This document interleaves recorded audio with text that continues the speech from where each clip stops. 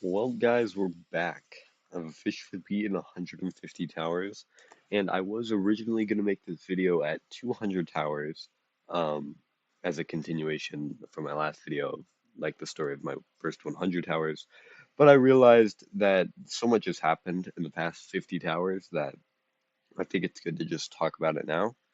Um, so for some reason, originally my 100th tower was Tower of Needing Basic Aptitude, but it's now saying on tower stats it's number 99. I think that's because Tower of Buttons got removed, but I could be wrong about that.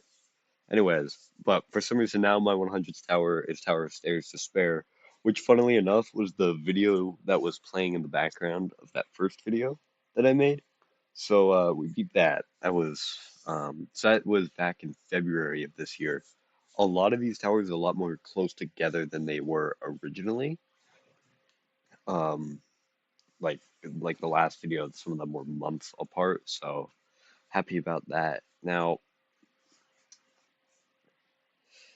oh, I think yeah, okay. Anyways, so I started my journey off for the next 150 towers. It's just beating a ton of difficulties. I was doing a little tower cleanup, if you would like to call it that. Um, Feed stuff like Fractal Volition and Zone 5, amazing tower, highly recommend it. Some in Zone 4. I was just basically, my plan was going in order from the easiest towers that were available to me to the hardest, with some other towers sprinkled in there. For example, Tower of Noticeable Infuriation in Ring 1, that getting added, I beat that the day it got added. I was for some reason super excited about that, I don't know why.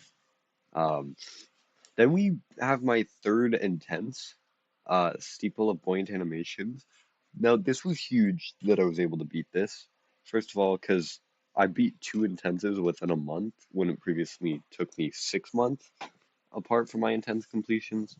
Um, but this also meant that I had beaten every single tower in Garden of Eshel, meaning I could do the tower rush. However, that would not come for a few months. But stay tuned, remember that.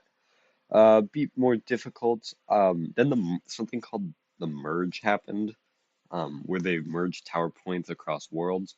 So the tower points you have in World 1 would combine with the tower points in World 2, and they would both count towards unlocking areas, which was great because I was struggling. I was trying to find a challenging that I could do so I could unlock Zone 6, but this now enabled me because of the amount of challengings and intenses I'd done in World 1. This enabled me to I this day the merge happened, I unlocked Zone 6 and Zone 7. So with the unlock of Zone 7, the immediate thing I did was go to Tower of Jazz so I could beat my final medium, thus concluding my journeys in the mediums for now, um, until Purgatorio releases, of course. And then I did the hards in Zone 6 and Zone 7. And then I needed to unlock Zone 8. The problem is I needed one more intense completion tower point. So I was like, cool.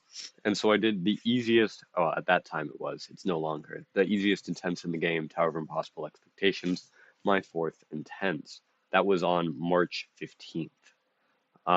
That same day, since I unlocked Zone 8, I decided to do the two hards there, which were Tower of Melons in Time and Tower of Cosmic Tides. Now, Tower of Melons in Time is my personal all-time favorite tower.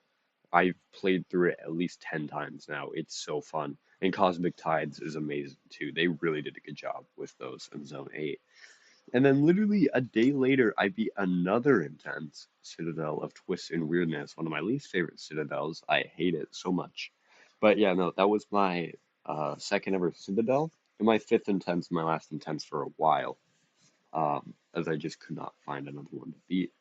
I then went on a roll beating challengings. I beat Falling and Failing, Rage, um, 14 days apart. And then Tower of Traps, technically, I used VM because I was, and all jumped it because I was tired of the traps and just bad gameplay. I will redeem myself though, don't worry, guys. Um, There'll be some more, a lot of difficulties. Just from April 6th to April 25th, it was nothing but difficult. Um, I was getting really close to beating every single difficult that I had, and I was getting really excited. The problem was I needed Zone 9 unlocked, And the thing about Zone 9 is you need a remorseless to beat it. But I wasn't there yet. Tower of Triangular Covering, if you remember from my last video, I said it was the worst grind of my life. I finally beat it on May 4th. I decided to map out what I wanted to do for the month of May. At the beginning of May, I called it the May grind, or whatever. And honestly, May was my best month in terms of this game. So yeah, I beat Tower of Triangular Covering once again, a tower that I've been wanting to beat for a while. It was my 131st. Same day, I beat Tower of Ancestral Interference in Silent Abyss. Amazing tower. I think it's overrated. Everyone says it's like one of the greatest towers of all time. I'm pretty sure it is actually one of the highest rated, but I think it's a bit overrated. It's good though. Um, then I beat Citadel Tricky Situations, my third Citadel, in Zone 3, 2 days later. And then another 2 days later, I beat Tower of Losing Our Zeal. All right, Tower. I did want to beat that one for a while. Then it took another week before I beat another one. I beat Steeple of Descendants, and then a day later, Steeple of Climbing. Um, and then the day came, May 18th, 2025. I was grinding Tower of Overbearing Vertigo, which is Remorseless in Zone 8. I all jumped it, and I did really good on the all jump part. Um, and it's netted the second half, so I'm like, I could do that. I grinded for 2 hours, couldn't do anything. The next day, I grinded for another hour, got glitched and sent all the way back to floor 6. And unfortunately, that's when I gave up and used vertical mobility, um, which is very sad. But 2 days later, because I would have done it a day later, but I didn't. 2 days later, I was like, no, I can't have my first ever remorseless tower be have used vertical mobility. So I banned myself from entering Ring 9 or Zone 9 and doing any towers there because I had those both unlocked.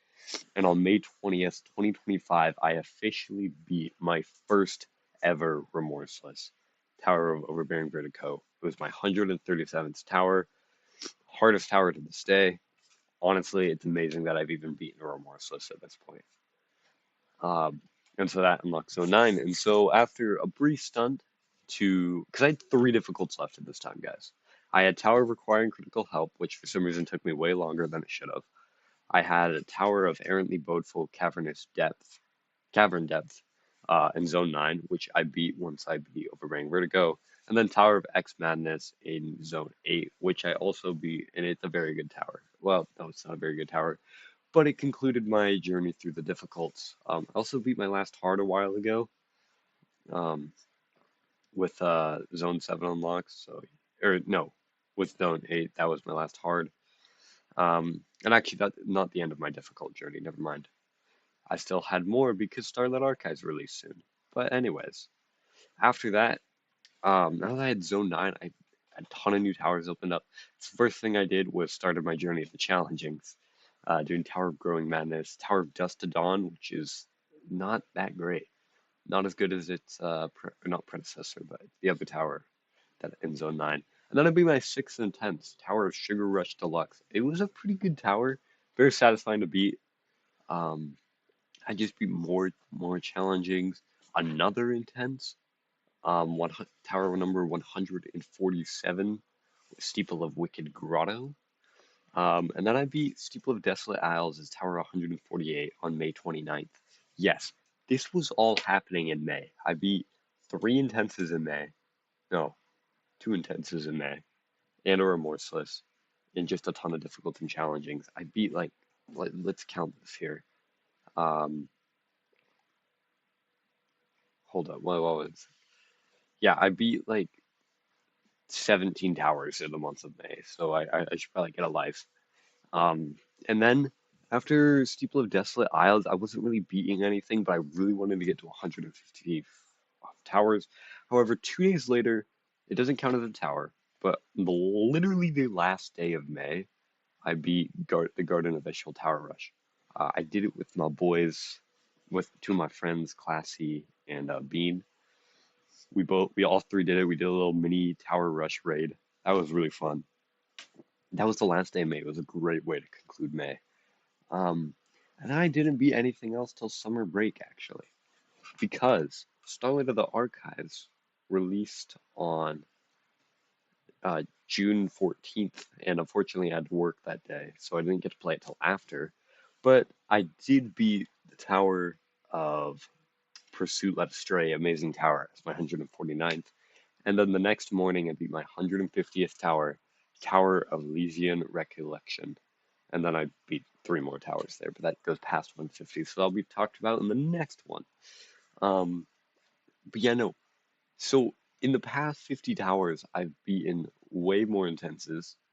Like I've doubled my intense count. I've beaten my first Remorseless. I've beaten two Citadels. I've beaten a Tower Rush, and it, just in the last 50 towers, I my skill is improving exponentially, and I'm very excited to see where the next 50 towers takes me. So thank you all for watching. Um, yeah, I guess that's it. The tower I'm grinding right now, who's curious, is Tower of Despair, Ring 3. Um, and then I don't know where I'm going after that. I think I'm gonna go for coals after that because I still need to be coals. But we'll see what happens, guys.